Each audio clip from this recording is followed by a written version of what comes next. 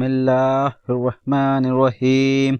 तमाम तारीफ़ें अल्लाह के लिए हैं और वो ही सबका माबूद है, और हमारे प्यारे नबी मोहम्मद सल्लल्लाहु तआला अलैहि वसल्लम अल्लाह के बंदे और रसूल हैं।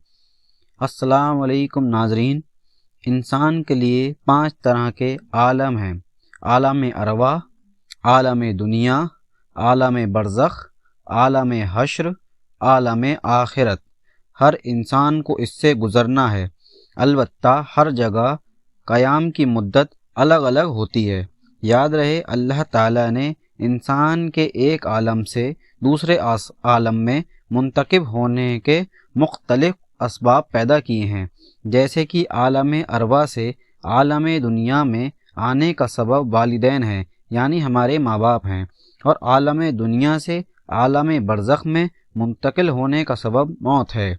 और आज की वीडियो में हम आलम बरज़ख की ही बात करेंगे, और मैं आपको बताऊंगा कि आलम बरज़ख की ज़िंदगी कैसी है, लोग यहाँ पर कैसे रहते हैं।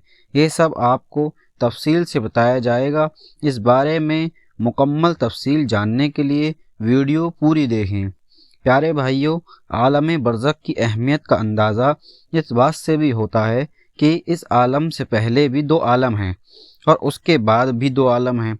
आपको बताता चलूँ कि बरज़ख के मायने आड़ और पर्दे के हैं। इंसान की मौत से लेकर क़यामत में उठने तक का वक्फ़ा बरज़ख कहलाता है। मरने के बाद क़यामत से पहले तमाम जिन्नो इंस को हस्बे मरातिब उसमें रहना होता है, और ये आलम दुनिया से बहुत बड़ा है। दुनिया के साथ बरज़ख को वही निस्बत है जो माँ के पेट के साथ दुनिया को। बरज़ख में किसी को आराम है और किसी को तकलीफ़। प्यारी बहनों और मेरी भाइयों, याद रहे, हर शख्स की जितनी ज़िंदगी मुकर्रर है उसमें ना ज़्यादती हो सकती है और ना कमी। जब ज़िंदगी का वक्त पूरा हो जाता है उस वक्त हज़रत इज़राइल अलैहिस्सलाम कब्ज़ रूह के लिए आते हैं। हर शख्स के दाएं बाएं जहाँ तक निगाह काम करती है फरिश्ते दिखाई देते हैं। मुसलमान के आसपास रहमत के फरिश्ते होते हैं और काफिर के दाएं बाएं अजाब के। उस वक्त हर शख्स पर इस्लाम की हक्कानियत आफताब से ज़्यादा रोशन हो जाती है, मगर उस वक्त का ईमान मुतबर नहीं, इसलिए हुक्म ईमान बिल गैब का है और अब गैब ना रहा। यही चीज़ें मुशाहिद हो गईं। याद रहे कि बरज़ख की ज़िंदगी बहुत लंबी है, जो मौत से शुरू होकर क़यामत तक होगी। अल्लाह ताला ने सूरह मोमिनीन में फरमाता है, और इनके आगे एक आड़ है उस दिन तक जिसमें ये उठाए जाएंगे। आलम बरज़ख में पहुँचने के बाद इस इंसान का आखिरत तक का सफ़र शुरू हो जाता है। हदीस पाक में आता है, बेशक आखिरत की सबसे पहली मंजिल कब्र है। अगर कब्र वाले ने इससे निजात हासिल कर ली तो बाद का मामला भी आसान होगा, और अगर इससे निजात ना पा सका तो बाद का मामला बहुत सख्त होगा। प्यारे भाइयों, जब रूह आलम बरज़ख में पहुँचती है तो उसमें भी 2 मकाम हैं। एक इल्लीजीन जिनमें नेक रूहों को रखा जाता है, और दूसरे मकाम का नाम है सिज्जीन जिसमें बदकार या काफिर रूहों को रखा जाता है। तमाम रूहें क़यामत के दिन तक यहीं पर रहेंगी और क़यामत के दिन हिसाब व किताब के बाद अपने असल मकाम को पहुँचेंगी, यानी जन्नत या दोज़ख में पहुँच जाएंगी।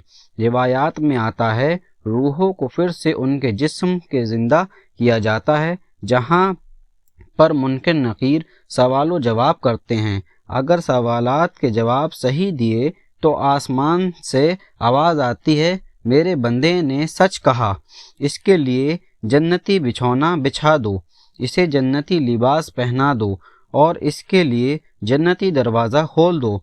कब्र के अंदर ही जन्नती दरवाज़ा खुल जाएगा और हद्दे नज़र उसकी कब्र कुशादा हो जाएगी।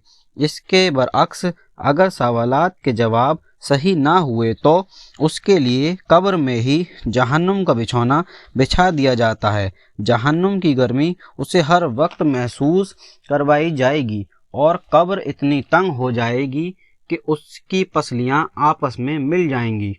इस तरह रिवायत में आता है कि अगर नेक रूह है तो 2 खूबसूरत नूरानी फरिश्ते रूह को इलीजीन में छोड़ देते हैं اور اگر روح بری ہو تو 2 خوفناک فرشتے اسے سجین میں چھوڑ دیتے ہیں۔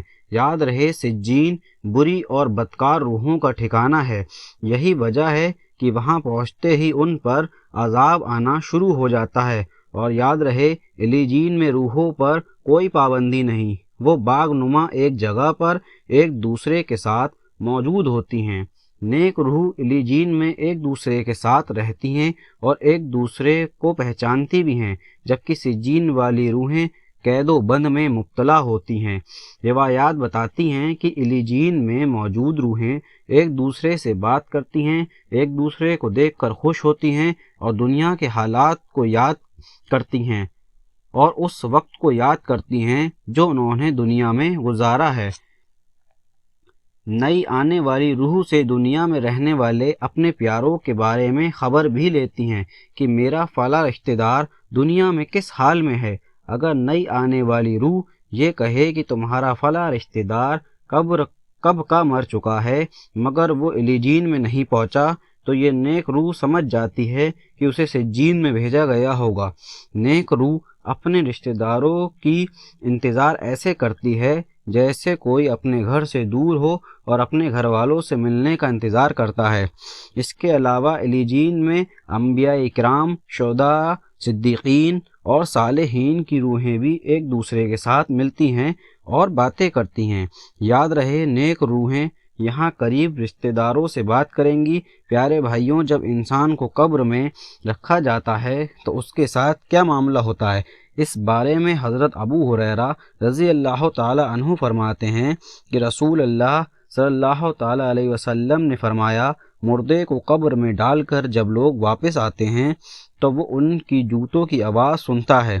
اگر وہ مردہ مومن ہوتا ہے تو نماز اس کے سر کے پاس، روزہ اس کے دائیں جانب، زکوٰۃ اس کے بائیں جانب اور اس کے دوسرے نیک اعمال، صدقہ اور خیرات اس کے پاؤں کی جانب آ جاتے ہیں۔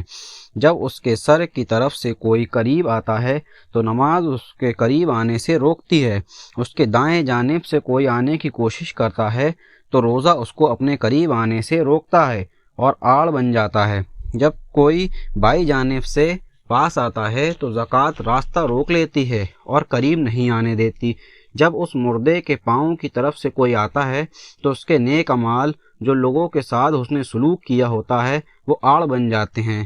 پھر اس سے کہا جاتا ہے کہ بیٹھ جاؤ، چنانچہ وہ بیٹھ جاتا ہے۔ اس کو سورج ایسے دکھائی دیتا ہے جیسے غروب ہونے کو ہے۔ پھر اس سے کہا جاتا ہے، تم اس شخص کے بارے میں جو تمہیں مبعوث ہوا تھا کیا کہتے ہو، کیا گواہی دیتے ہو؟ وہ کہتا ہے، مجھے ذرا نماز پڑھنے دو۔ اس سے کہا جاتا ہے، ان قریب یہ کام کر لوگے، پہلے سوال کا جواب تو دو۔ وہ کہے گا، یہ محمد صلی اللہ علیہ وسلم ہیں اور میں گواہی دیتا ہوں کہ اللہ کے رسول ہیں، اللہ تعالیٰ کے پاس سے دین حق لے کے آئے۔ اس سے کہا جائے گا، اسی بات پر تم زندہ رہے اور اسی بات پر تمہاری موت آئی اور انشاءاللہ اسی پر تم زندہ کر کے اٹھائے جاؤ گے۔ اس کے بعد اس کے لیے جنت کا دروازہ کھولا جاتا ہے جس کو دیکھ کر اس کی خوشی میں اضافہ ہو جائے گا۔ پیارے بھائیوں، یہ تھی ہماری ویڈیو، اور ویڈیو کو زیادہ سے زیادہ شیئر کریں اور ثواب کے حقدار بنیں۔